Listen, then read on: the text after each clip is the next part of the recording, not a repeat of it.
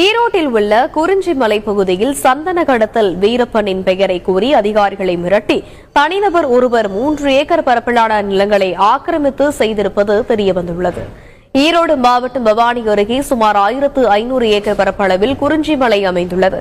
வனத்துறைக்கு சொந்தமான இந்த மலையில் சட்டவிரோதமாக தனிநபர் ஒருவர் ஜேசிபி மூலம் 3 ஏக்கர் பரப்பளவிலான நிலங்களை ஆக்கிரமித்து கான்கிரீட் தளம் அமைத்ததாகவும் அந்நிலங்களை வீட்டு மனைகளை விற்று பணம் சம்பாதித்து வருவதாகவும் குற்றம் சுமத்தப்பட்டது.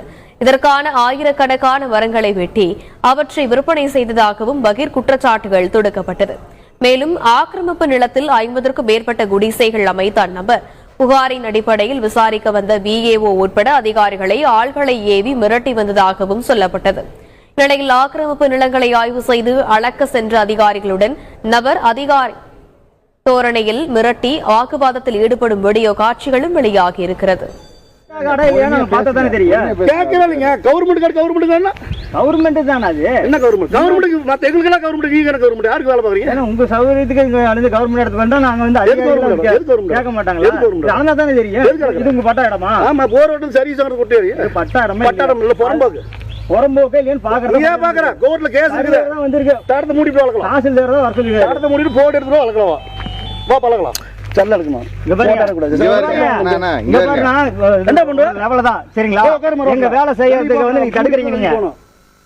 இந்த விவகாரம் குறித்து அம்மாபேட்டையைச் சேர்ந்த திமுக அவை தலைவர் கந்தசாமி போலீசில் புகார் அளித்துள்ளார். விசாரணையில் நில ஆக்கிரமிப்பில் ஈடுபட்டது சேலம் மாவட்டம் சேத்துக்குழியைச் சேர்ந்த மோகன் என்பது தெரியவந்தது.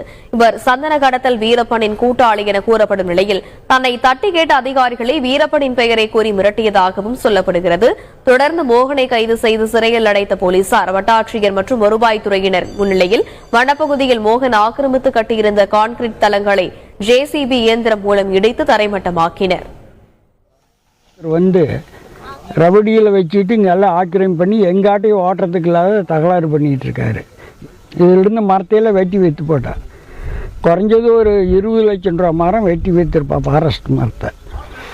அவன் நம்ம ராவடி பண்ணிட்டு இது பண்ணிட்டு இருக்கான். பார்த்தா ஒரு அடிதடி கேஸ் வந்ததுனால அவன் பிடிச்சி அரெஸ்ட் பண்ணியிருக்காங்க. 25 வீட்டுக்காரர்கிட்ட பணம் வாங்கிட்டு பட்டா கொடுக்குறேன்னு பணம் ஒரு வீட்டுக்கு 70,000 ரூபா வாங்கிக்கிறதா சொல்கிறாங்க.